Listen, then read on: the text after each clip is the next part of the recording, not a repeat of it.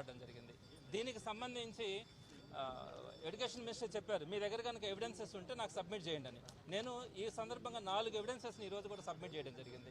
అందులో ప్రధానంగా ఒకటోది ఏంటంటే 19 మంది వైస్ ఛాన్సలర్స్లో 17 మంది వైస్ ఛాన్సలర్స్ మూకుమ్మడిగా వీళ్ళ గవర్నమెంట్ ఏర్పడిన తర్వాత జూన్ 27వ తేదీ నుంచి జూన్ 30వ తేదీ ఆ 3 రోజుల లోపల వీరందరూ కూడా రాజీనామా చేస్తూ ఉన్నప్పుడు, ఎప్పుడు కూడా దేశంలో కానీ రాష్ట్రంలో కానీ ఇలాంటి పరిస్థితులు ఏర్పడినప్పుడు దాని మీదనే ఒక ఎంక్వైరీ కమిటీ వేసి ఉండాలి.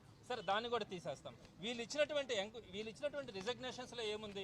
ఫస్ట్ లైన్లోనే వాళ్ళు మెన్షన్ చేయడం జరిగింది, మాకు ఏదైతే ఓరల్ ఇన్స్ట్రక్షన్స్ వచ్చినాయో state council of higher education chairman నుంచి గవర్నమెంట్ నుంచి మాకు వచ్చినటువంటి ఓరల్ ఇన్స్ట్రక్షన్స్ ద్వారా మేము రాజీనామా చేస్తున్నామని అందులో కొంతమంది మెన్షన్ చేస్తున్నారు.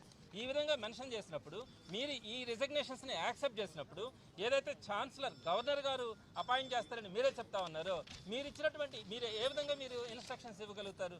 ఏ విధంగా స్టేట్ కౌన్సిల్ చైర్మన్ ఇన్స్ట్రక్షన్స్ ఇచ్చినాడు అనే పదాన్ని చూసినప్పుడు మీరు దీని మీద కూడా ఒక ఎంక్వైరీ చేసి ఉండాలి. ఎందుకంటే భారతదేశంలో వైస్ ఛాన్సలర్స్ వ్యవస్థ కానీ యూనివర్సిటీ వ్యవస్థ కానీ ఒక ప్రాముఖ్యత ఉంది. మరి అలాంటి పరిస్థితుల్లో ఇది ఒక బ్యాడ్ సిగ్నల్ వెళ్ళడానికి అవకాశం ఉంది కాబట్టి ఎంక్వైరీ వేసి ఉండాలి. మీరు ఎంక్వైరీ వేయలా, కేవలం 6 నెలల్లో ఇంకొక 2.5 సంవత్సరం పాటు వాళ్ళకి అవకాశం ఉన్నా కూడా మీరు వాటన్నింటినీ కూడా ముందుగానే రిజైన్ చేసినప్పుడు మీరు ఎంక్వైరీ వేయకపోవడం కానీ, రాజీనామాలు చేసిన దాంట్లో మెన్షన్ చేసిన దాని మీద కూడా మీరు ఎంక్వైరీ వేయకపోవడం కానీ అది మీ తప్పిదం.